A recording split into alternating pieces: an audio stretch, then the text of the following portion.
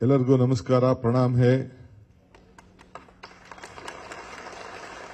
First आपको छठ पूजा का विशेष दिन है, आपका शुभकामना है। ಎಲ್ಲರೂ ಕೂಡ छठ पूजा ಸಂದರ್ಭದಲ್ಲಿ ತಮ್ಮೆಲ್ಲರೂ ಕೂಡ ಶುಭವಾಗಲಿ ಅಂತ ಹೇಳಿ ಭಗವಂತನಲ್ಲಿ ನಾನು ಪ್ರಾರ್ಥನೆ ಮಾಡ್ತೇನೆ। आप सबको छठ पूजा का शुभकामनाएं। मैं भगवान से प्रार्थना करता हूं आप सबके लिए। ಕನ್ನಡ ಅರ್ಥ ಆಗ್ತದಾ? हाँ ಆಲ್ಮೋಸ್ಟ್ ಬರುತ್ತೆ ಸರ್। ಓಹೋ, ಎಲ್ಲ ಆಲ್ಮೋಸ್ಟ್ ಎಲ್ಲ ಕನ್ನಡ ಕಲ್ತು ಬಿಟ್ಟಿದ್ದೀರಾ? ಬಹಳ ಸಂತೋಷ।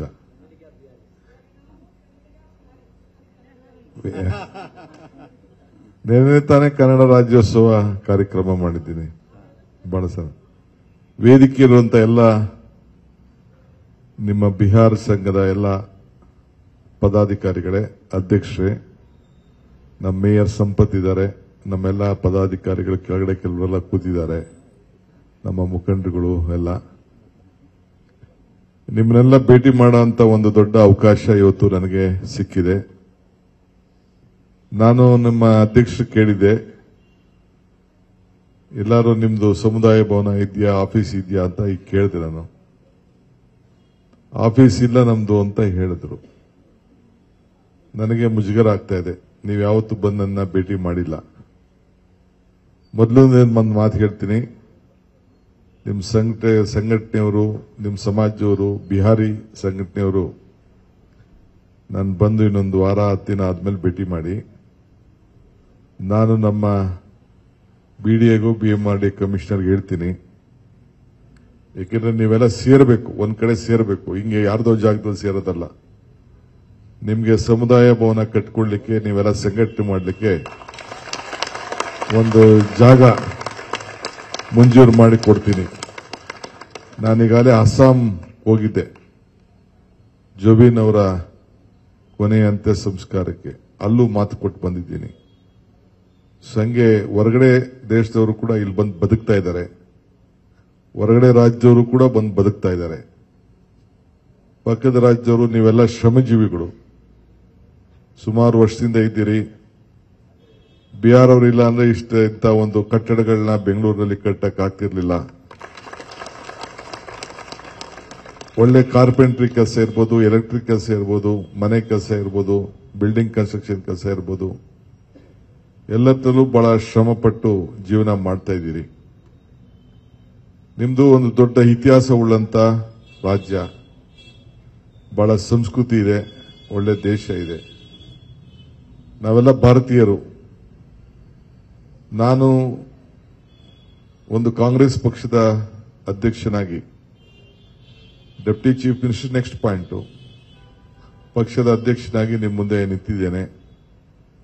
ಈ ದೇಶಕ್ಕೆ ಸ್ವಾತಂತ್ರ್ಯ ತಂದುಕೊಟ್ಟಂತ ಒಂದು ಪಕ್ಷ, ಈ ದೇಶಕ್ಕೆ ರಾಷ್ಟ್ರಗೀತೆ ತಂದುಕೊಟ್ಟಂತ ಪಕ್ಷ, ಈ ದೇಶಕ್ಕೆ ರಾಷ್ಟ್ರಧ್ವಜ ತಂದುಕೊಟ್ಟಂತ ಪಕ್ಷ, ಈ ದೇಶಕ್ಕೆ ಸಂವಿಧಾನ ತಂದುಕೊಟ್ಟಂತ ಪಕ್ಷ। ಆ ಸಂವಿಧಾನದಲ್ಲಿ ನಾವೆಲ್ಲ ರಕ್ಷಣೆಯಿಂದ ನಾವೆಲ್ಲ ಬದುಕ್ತಾ ಇದ್ದೀರಿ। ಇವತ್ತು ಬೇರೆ ಬೇರೆ ಪಾರ್ಟಿಯವರು ದೆಹಲಿಯಲ್ಲೆಲ್ಲ ಅಧಿಕಾರದಲ್ಲಿ ಇರಬಹುದು, ಆದರೆ ಅವ್ರಿಗೆ ಶಕ್ತಿ ಕೊಟ್ಟವ್ರು ಯಾರು, ಹಕ್ಕು ಕೊಟ್ಟವ್ರು ಯಾರು, ಈ ದೇಶಕ್ಕೆ ಸ್ವಾತಂತ್ರ್ಯ ತಂದು ಕೊಟ್ಟವ್ರು ಯಾವ ಪಕ್ಷ? ಅವತ್ತು ಯಾವುದು ಬಿಜೆಪಿ ಆಗಲಿ ಬೇರೆ ಪಾರ್ಟಿ ಯಾವುದು ಅಧಿಕಾರದಲ್ಲಿ ಇರಲಿಲ್ಲ, ಕಾಂಗ್ರೆಸ್ ಪಕ್ಷನೇ ಈ ದೇಶಕ್ಕೆ ಸ್ವಾತಂತ್ರ್ಯ ತಂದು ಕೊಟ್ಟು ಇತಿಹಾಸ ಇದೆ। ಈಗಿನ ಕ್ಷಣದಲ್ಲಿ ನಾವು ಸ್ವಲ್ಪ ದಿನದಿಂದ ಅಲ್ಲಿ ಅಧಿಕಾರದಲ್ಲಿ ಇರದೇ ಇರಬಹುದು, ಆದರೆ ಗಾಂಧಿ ಕುಟುಂಬದ ತ್ಯಾಗ, ಸೋನಿಯಾ ಗಾಂಧಿ ಅವ್ರನ್ನೇ ತೆಗೆದುಕೊಳ್ಳಿ, ಈ ದೇಶದ ಪ್ರಧಾನಮಂತ್ರಿ ಆಗೋ ಯೋಗ ಮನೆ ಬಾಗಿಲಿಗೆ ಬಂದಿತ್ತು। ನನ್ಗ ಬೇಡ, ಅಧಿಕಾರ ಬೇಡ, ಒಬ್ಬ ದೇಶದ ಒಬ್ಬ ಆರ್ಥಿಕ ತಜ್ಞನಿಗೆ ಅವಕಾಶ ಮಾಡಿಕೊಡ ಅಂತೇಳಿ ಮನಮೋಹನ್ ಸಿಂಗ್ಗೆ ಆ ಸ್ಥಾನನ ತ್ಯಾಗ ಮಾಡಿದ್ರು। ಅಂತ ದೊಡ್ಡ ಕುಟುಂಬ ಇಂದಿರಾ ಗಾಂಧಿಯವರು, ರಾಜೀವ್ ಗಾಂಧಿಯವರು ಈ ದೇಶದ ಐಕ್ಯತೆಗೆ, ಸಮಗ್ರತೆಗೆ, ಶಾಂತಿಗೆ ಪ್ರಾಣನೇ ತ್ಯಾಗ ಮಾಡಿದ್ರು। ಅಂತ ಒಂದು ಐತಿಹಾಸಿಕವಾದಂತ ಪಕ್ಷದಲ್ಲಿ ನಾವೆಲ್ಲ ಕೆಲಸ ಮಾಡ್ತಾ ಇದ್ದೀವಿ। ಇವತ್ತು ನಾನು ಕೇಳ್ಕೊಳ್ಳೋದು ಇಷ್ಟೇ, ನಾನು ಬಿಹಾರ್ಗೆ ಹೋಗಿದ್ದೆ, ಸುಮಾರು ಲಕ್ಷಾಂತರ ವೋಟ್ಗಳನ್ನ ಕಿತ್ತಾಕಿ ಹೊರಗಡೆ ಇರೋರಿಗೆಲ್ಲ ಕೂಡ ದೊಡ್ಡ ಒಂದು ದೊಡ್ಡ ಅಭಿಯಾನನೇ ನಡೀತು ನಿಮಗೋಸ್ಕರ. ಸೊ ನಿಮ್ಮ ಓಟ್ಗಳ ತೆಗೆದು ಎಷ್ಟೋ ಜನ ಇವತ್ತು ಇಲ್ಲಿ ಓಟ್ ಇಟ್ಕೊಂಡಿರ್ಬೋದು, ಕೆಲವರು ಅಲ್ಲೇ ಓಟ್ ಇಟ್ಕೊಂಡು ನಿಮ್ಮ ಊರಿನ ಬದುಕನ್ನ ಉಳಿಸ್ಕೊಳ್ಳಿಕ್ಕೆ ಬೇಕಾದಷ್ಟು ಪ್ರಯತ್ನ ಮಾಡ್ತಾ ಇದ್ದೀರಿ. ಅದು ನಿಮ್ ಬಿಟ್ಟಿದ್ದು. ಆದ್ರೆ ನಾನು ಇಲ್ಲಿ ನಿಮ್ಗೆ ಕೇಳಕ್ ನಾನು ಬಂದಿದ್ದೀನಿ ಏನಪ್ಪಾ ಅಂತಂದ್ರೆ, ಈಗ ನೀವೆಲ್ಲ ಈ ರಾಜ್ಯದಲ್ಲಿ ಇದ್ದೀರಿ, ಬೆಂಗಳೂರಲ್ಲಿ ಇದ್ದೀರಿ, ಈ ರಾಜ್ಯದಲ್ಲಿ ಇದ್ದೀರಿ. ನಾವು ಯಾವತ್ತೂ ಕೂಡ ನೀವು ಹೊರಗಡೆಯಿಂದ ಬಂದಿದ್ದೀರಿ, ಹೊರಗಡೆ ರಾಜ್ಯವ್ರು ನೀವು ಅಂತ ನಿಮ್ಗೆ ಯಾವ ತರದ ತೊಂದರೆ ಕೂಡ ಯಾವತ್ತೂ ಕೂಡ ಕೊಡ್ಲಿಕ್ಕೆ ನಾವು ಅವಕಾಶ ಕೊಡಲಿಲ್ಲ. ನೀವೆಲ್ಲ ಶಾಂತಿಯಿಂದ ಇದ್ದೀರಿ ಅಂತೇಳಿ. ಬಹುಶಃ ಕೋವಿಡ್ ಸಂದರ್ಭದಲ್ಲಿ ನಿಮ್ಗೆಲ್ಲ ನೆನಪಿರಬೇಕು ಅಂತ ಕಾಣ್ತದೆ. ಕೋವಿಡ್ ಸಂದರ್ಭದಲ್ಲಿ ಒಂದು ದೊಡ್ಡ ಹೋರಾಟ ಮಾಡಿ ನಾನು ಎಲ್ಲ ಬಸ್ಗಳಲ್ಲಿ, ರೈಲುಗಳಲ್ಲಿ ನಿಮ್ಮನ್ನೆಲ್ಲ 1/3 ಇದನ್ನ ಬಸ್ ಚಾರ್ಜು, ರೈಲ್ ಚಾರ್ಜ್ ಎಲ್ಲ ಮಾಡಿದ್ರು. ಆಗ ಕಾಂಗ್ರೆಸ್ ಪಕ್ಷದ ಅಧ್ಯಕ್ಷ ಆಗಿ ಹೊಸದಾಗಿದ್ದೆ 5 ವರ್ಷದಿಂದ. ಹೋರಾಟ ಮಾಡಿ ನಿಮ್ಗೆಲ್ಲ ಉಚಿತವಾಗಿ ಬಸ್ಸಲ್ಲಿ ಕಳಿಸಂತ ವ್ಯವಸ್ಥೆನ ಟ್ರೈನಲ್ಲಿ ತೆಗೆದುಕೊಂಡು ಹೋಗುವಂತ ವ್ಯವಸ್ಥೆಗೆ ಹೋರಾಟ ಅವತ್ತಿನ ಕಾಲದಲ್ಲಿ ನಾನು ಮಾಡಿದ್ದು ತಮಗೆಲ್ಲ ನೆನಪಿರಬೇಕು. ಇವತ್ತು ನಾವು ಎಲೆಕ್ಷನ್ಗೆ ಹೋದೋ, ಇಡೀ ದೇಶ ಒಂದ್ ಕಡೆ ಓಟ್ ಹಾಕ್ತು. ಆದರೆ ನಮ್ಮ ರಾಜ್ಯದಲ್ಲಿ ನಾನು ಕೊಟ್ಟಂತ ಆಶ್ವಾಸನೆ, ಕೊಟ್ಟಂತ ಗ್ಯಾರಂಟಿ ಇಡೀ ದೇಶಕ್ಕೆ ಇವತ್ತು ಒಂದು ಮಾದರಿಯಾಗಿದೆ. ಉಚಿತವಾಗಿ ವಿದ್ಯುತ್ ಶಕ್ತಿ ಇರ್ಬೋದು, ಹೆಣ್ಮಕ್ಳಿಗಿರ್ಬೋದು, ಅಕ್ಕಿ ಇರ್ಬೋದು. ಕೆಲವರು ಯಾರಿಗೆ ಕಾರ್ಡ್ಗಳು ಇಟ್ಕೊಂಡಿದ್ದಾರೋ ನನಗೆ ಗೊತ್ತಿಲ್ಲ. ಆದರೆ ಹೆಣ್ಮಕ್ಳು ಮಾತ್ರ ಉಚಿತವಾಗಿ ಇವತ್ತು ಬಸ್ಸಲ್ಲಿ ಫ್ರೀಯಾಗಿ ಹೋರಾಟ ಮಾಡ್ತಾ ಇದ್ದೀರಿ. ಹೆಣ್ಮಕ್ಳು ಇಲ್ಲಿ ಯಾರು ಅಕೌಂಟ್ಗಳು ಇಟ್ಕೊಂಡಿದ್ದಾರೆ, ಯಾರು ಆಧಾರ್ ಕಾರ್ಡ್ ಇಟ್ಕೊಂಡಿದ್ದಾರೆ, ಯಾರು ಹಸಿರು ಕಾರ್ಡ್ ಇಟ್ಕೊಂಡಿದ್ದಾರೆ, ಇವತ್ತು ಕೂಡ ನೀವು ಎಲ್ಲಿಯವರಾದ್ರೂ ಕೂಡ ನಿಮ್ಗೆ ಇವತ್ತು ಕೂಡ ತಿಂಗಳಿಗೆ 2,000 ರೂಪಾಯಿ ಬರ್ತಾ ಇದೆ. ಅನೇಕ ಉಚಿತವಾಗಿ ವಿದ್ಯುತ್ ಶಕ್ತಿ 200 ಯೂನಿಟ್ವರೆಗೂ ಕೂಡ ಇಲ್ಲಿ ವಾಸ ಮಾಡಿದವ್ರಿಗೆ ಬರ್ತಾ ಇದೆ. ನಮ್ಮನ್ನು ನೋಡಿ ನಮ್ಗೆ ಯಾರು ಟೀಕೆ ಮಾಡಿದ್ರು, ಆ ಟೀಕೆ ಮಾಡಿದವರೆಲ್ಲ ಅವರ ಬೇರೆ ರಾಜ್ಯಗಳಲ್ಲಿ ಇವತ್ತು ಅದನ್ನ ಪಾಲನೆ ಮಾಡಿ ಈಗ ಒಂದೇ ತಿಂಗಳಿಗೆ ಇವತ್ತು ಕೊಡಕ್ಕೇನೋ ಇವತ್ತು ಹೊರಟಿದ್ದಾರೆ. ಇಲ್ಲಿ ನಾನು ಅದನ್ನ ಮಾತಾಡಕ್ ಹೋಗಲ್ಲ. ನಾವು ಯೋಚನೆ ಮಾಡಿದ್ದು ನಿಮ್ನೆಲ್ಲ ಬದುಕಿನಲ್ಲಿ ನಾವು ಸಹಾಯ ಮಾಡಬೇಕು ಅಂತೇಳಿ ಅಂತ 5 ಗ್ಯಾರಂಟಿಗಳನ್ನ ಕೊಟ್ಟು ಇಡೀ ದೇಶಕ್ಕೆ ಮಾದರಿಯಾಗಿದ್ದೆ. ಇವತ್ತು ನಾನು ನಿಮ್ನೆಲ್ಲ ರಿಕ್ವೆಸ್ಟ್ ಏನ್ ಮಾಡಕ್ ಬಂದಿದ್ದೀನಿ ಅಂದ್ರೆ, ನಿಮ್ದೆಲ್ಲ ಸಂಘಟನೆ ಇದೆ, ರಾಜ್ಯದ ವಿವಿಧ ಮೂಲೆಯಿಂದ ಇದ್ದೀರಿ, ಇಲ್ಲಿಂದ ಇಲ್ಲಿ ವಾಸ ಮಾಡ್ತಾ ಇದ್ದೀರಿ, ಕೆಲವರು ಅಲ್ಲಿ ಓಟ್ ಇಟ್ಕೊಂಡಿದ್ದೀರಿ, ಕೆಲವರು ಇಲ್ಲಿ ವಾಸ ಮಾಡ್ತಾ ಇದ್ದೀರಿ. ನಿಮ್ ಸಂಬಂಧಗಳು, ಬದುಕು ಎಲ್ಲ ನಂಟಿಸ್ತಾನೆ ಎಲ್ಲ ಅಲ್ಲಿದೆ. ನಿಮ್ ಕೆಲ ಶಕ್ತಿ ಮೀರಿ ನಿಮ್ ಓಟು ಅಲ್ಲಿರೋರೆಲ್ಲ ದಯವಿಟ್ಟು ನೀವು ಹೋಗ್ಬೇಕಲ್ಲಿಗೆ. ನಾನು ಕ್ರೀಡೆಯವ್ರಿಗೆ ಹೇಳಿ ಬೇರೆ ಬೇರೆ ಯೋಜನೆಗೆ ನಿಮಗೆ 3 ದಿನ ಹೋಗಿ ಬರಕ್ಕೆ ರಜಾ ಕೊಡುವಂತ ವ್ಯವಸ್ಥೆನೂ ಕೂಡ ನಾನು ಕ್ರೀಡೆ ಸಂಸ್ಥೆಯವ್ರಿಗೆ, ಯಾರ್ಯಾರು ಬಿಹಾರ್ ಮತದಾರರಿದ್ದಾರೆ ಅವರೆಲ್ಲರೂ ಕೂಡ ಬಡವರು ಹೋಗ್ಲಿಕ್ಕೆ ಅವ್ರಿಗೆ ರಜಾ ಕೊಡಬೇಕು 3 ದಿನ ಅಂತ ಹೇಳಿ ನಾನು ಅವ್ರಿಗೆ ತಿಳಿಸ್ತೇನೆ. ಯಾಕೆಂದ್ರೆ ಪ್ರಜಾಪ್ರಭುತ್ವದ ವ್ಯವಸ್ಥೆಯಲ್ಲಿ ಮತದಾನದ ಹಕ್ಕಿದೆಯಲ್ಲ, ನೀವು ಆ ಮತನ ವೇಸ್ಟ್ ಮಾಡ್ಕೋಬಾರದು. ಈ ದೇಶಕ್ಕೋಸ್ಕರ, ನಿಮ್ಮ ರಾಜ್ಯದ ಅಭಿವೃದ್ಧಿಗೋಸ್ಕರ ಕೊಟ್ಟಿದ್ದೀರಿ. ಇವತ್ತು ಬಿಹಾರ ರಾಜ್ಯ ಆಳ್ತ ನಿತೀಶ್ ಕುಮಾರ್ ಕೈಲಿ ಇಲ್ಲ. ನಿತೀಶ್ ಕುಮಾರ್ದು ಕೊನೆ ಅಧ್ಯಾಯ ನಾನೀಗ ಚರ್ಚೆ ಮಾಡಕ್ಕೆ ಹೋಗುದಿಲ್ಲ. ಆದರೆ ಇವತ್ತು ಈ ರಾಜ್ಯಕ್ಕೆ ಮತ್ತೆ ಸೋನಿಯಾ ಗಾಂಧಿ ಅವರು ಈ ದೇಶಕ್ಕೆ ಹೆಂಗ್ ತ್ಯಾಗ ಮಾಡಿದ್ರು, ಹಂಗೆ ಲಲ್ಲೂ ಪ್ರಸಾದ್ ಯಾದವ್ ಕೂಡ ಪಾಪ ಆರೋಗ್ಯ ಇಲ್ಲ. ಆದರೆ ಅವರ ಸುಪುತ್ರ ಅವ್ರನ್ನ ಮುಖ್ಯಮಂತ್ರಿ ಮಾಡಬೇಕು ಅಂತೇಳಿ ಈಗಾಗಲೇ ರಾಹುಲ್ ಗಾಂಧಿ ಅವರು ಘೋಷಣೆಯನ್ನ ಮಾಡಿದ್ದಾರೆ. ನಾವೆಲ್ಲ ಮಹಾಗಠಬಂಧನ್ಗೆ ಸಹಾಯ ಮಾಡಬೇಕು ಅಂತೇಳಿ ನೀವೆಲ್ಲ ನಿಮ್ಮ ಸ್ನೇಹಿತರಿಗೆ, ನಿಮ್ಮ ನೆಂಟರಿಗೆ ನೀವೆಲ್ಲ ಹೋಗಿ ತಿಳಿಸಬೇಕು ಅಂತ ಕೇಳ್ಕೊಳ್ಳಿಕ್ಕೆ, ಕೈ ಮುಗಿದು ಕೇಳ್ಕೊಳ್ಳಿಕ್ಕೆ ನಾನು ಇಲ್ಲಿಗೆ ಬಂದಿದ್ದೇನೆ. ಸೊ ನೀವೆಲ್ಲ ಈಗಿಂದನೇ ಹೋಗಿ ತಿಳಿಸಿ, ಅಲ್ಲಿಗೆ ಹೋಗಿ ಇಲ್ಲಿರೋರು ಎಲ್ಲ ಹೋಗಿ, ನಿಮ್ಗೆಲ್ಲ ವಾಟ್ಸಪ್ ಮೆಸೇಜು, ಗ್ರೂಪ್ಗಳು ಎಲ್ಲ ಇದೆ. ಸೊ ಡಿ.ಕೆ. ಶಿವಕುಮಾರ್ ಬಂದಿದ್ರು, ನೀವು ನನಗೆ ದೊಡ್ಡ ಸ್ಥಾನ ಬೇಕು ಅಂತ ಹೇಳಿದಿರಿ, ಅದು ಮುಖ್ಯ ಅಲ್ಲ. ಅಲ್ಲಿ ಬಿಹಾರಲ್ಲಿ ಮಹಾಗಠಬಂಧನ ಅಧಿಕಾರಕ್ಕೆ ತಂದ್ರೆ ನನಗೆ ಎಲ್ಲಾ ಸ್ಥಾನನೂ ನೀವು ಕೊಟ್ಟಂಗೆ. ಇದನ್ನು ತಾವೆಲ್ಲ ಗಮನದಲ್ಲಿಟ್ಕೊಳ್ಳಿ. ರಾಹುಲ್ ಗಾಂಧಿ ಅವ್ರನ್ನ ಈ ದೇಶದ ಪ್ರಧಾನಮಂತ್ರಿ ಮಾಡಬೇಕು. ಒಂದು ದೊಡ್ಡ ಕುಟುಂಬ ಈ ದೇಶಕ್ಕೆ ತ್ಯಾಗ ಮಾಡಿದೆ. ಸೊ ಅವ್ರಿಗೆ ಶಕ್ತಿ ಕೊಡಬೇಕು.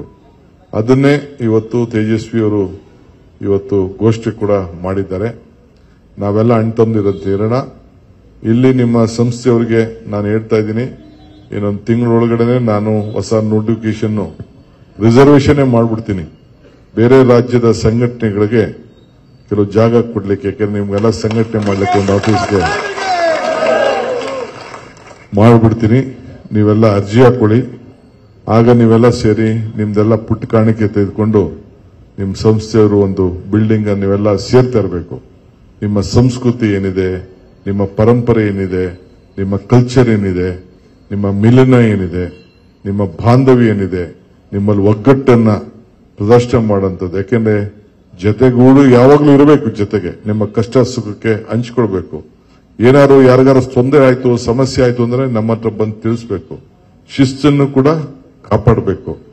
ಬೆಂಗಳೂರು ನಗರ ಇದು ನಾನು ನಿಮ್ಮ ರಾಜ್ಯಕ್ಕೆ ಹೋಲಿಕೆ ಮಾಡ್ಕೊಳ್ಳಿ ಅಂತ ನಾನು ಹೇಳ್ತಾ ಇಲ್ಲ. ಬೆಂಗಳೂರು ನಗರ ಇದೊಂದು ಅಂತಾರಾಷ್ಟ್ರೀಯ ನಗರ.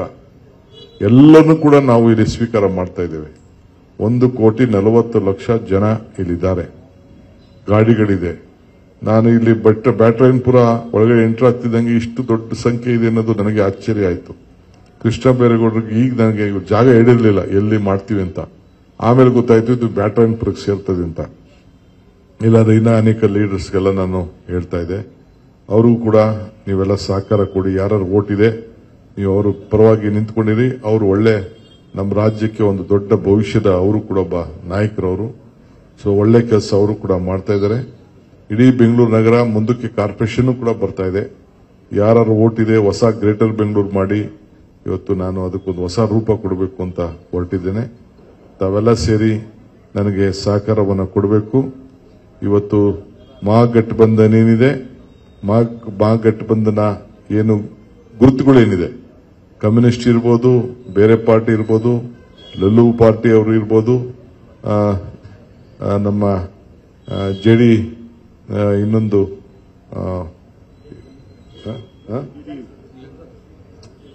ಆರ್ಜೆಡಿ ಆಮೇಲೆ ಇನ್ನ ಎಲ್ಲ ಅಲೈನ್ಸ್ ಪಾರ್ಟಿಗಳೆಲ್ಲ ಇದೆಯಲ್ಲ, ವಿಐಪಿ ಇವೆಲ್ಲ ಏನಿದೆ ಎಲ್ಲ ಮಹಾಗಠಬಂಧನ್ ಪಾರ್ಟಿಗೆ ಎಲ್ಲೇ ಇರಲಿ ನೀವು ಅದಕ್ಕೆಲ್ಲ ತಾವೆಲ್ಲ ವೋಟ್ ಹಾಕಿ ನಮ್ಮ ಮಹಾಗಠಬಂಧನ ಗೆಲ್ಲಿಸಿ ತೇಜಸ್ವಿ ಯಾದವ್ಗೆ ಈ ರಾಜ್ಯದ ಬಿಹಾರ ರಾಜ್ಯದ ಮುಖ್ಯಮಂತ್ರಿ ಮಾಡಲಿಕ್ಕೆ ನಿಮ್ದೊಂದು ಸಣ್ಣ ಒಂದು ವೋಟ್ ಆಗಲಿ. ಒಂದೊಂದು ವೋಟಲ್ಲೇ ಕೆಲವರು ಪಾರ್ಲಿಮೆಂಟ್ ಸೋತಿದ್ದಾರೆ, ಅಸೆಂಬ್ಲಿ ಸೋತಿದ್ದಾರೆ, ಅದೆಲ್ಲ ಇದೆ. ಅದಕ್ಕೆ ನೀವು ಸಹಾಯ ಮಾಡಬೇಕು.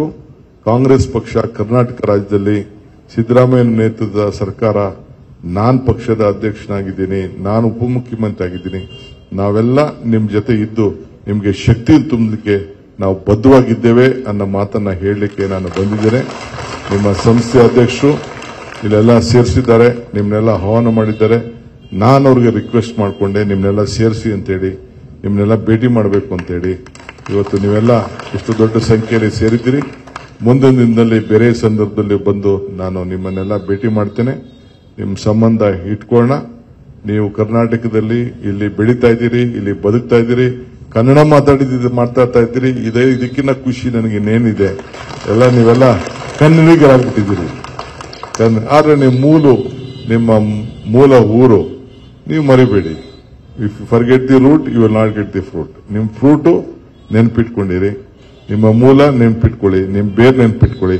ಆ ರಾಜ್ಯಕ್ಕೆ ಒಳ್ಳೇದಾಗಬೇಕಾದ್ರೆ ಮಹಾಗಠಬಂಧನ ಗೆಲ್ಲಿಸಬೇಕು. ಈ ತೇಜಸ್ವಿ ಯಾದವ್ ಮುಖ್ಯಮಂತ್ರಿ ಆಗಬೇಕು, ರಾಹುಲ್ ಗಾಂಧಿ ಅವರು ಈ ದೇಶದ ಪ್ರಧಾನಮಂತ್ರಿ ಆಗಬೇಕು.